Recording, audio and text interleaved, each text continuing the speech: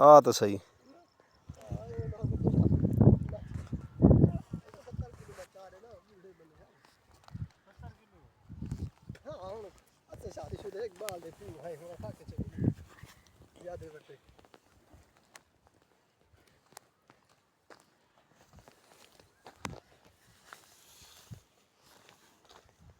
अच्छा इनका वजन 70 किलो है जी है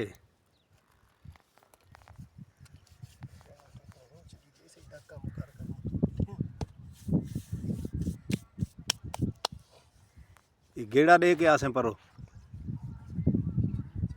अच्छा ये चवाई कितों हिंदी इतने पत्थर अच्छा ये सिर्फ ई वजह तू वाल हूँ पलवानी करेंदा वधे या छोड़ दी है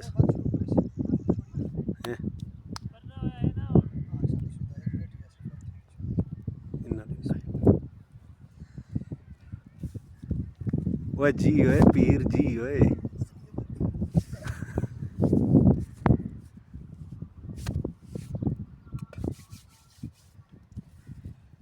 ये थुक क्यों लेना पीर वाल वाल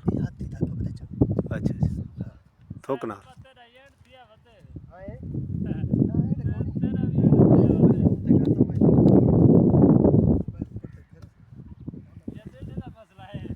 मसला डेढ़े दा है जवान सही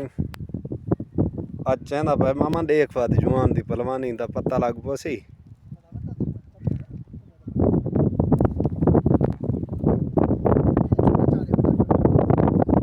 बस तू ही जो चाह जेरा चाहें तू चाह एक चाह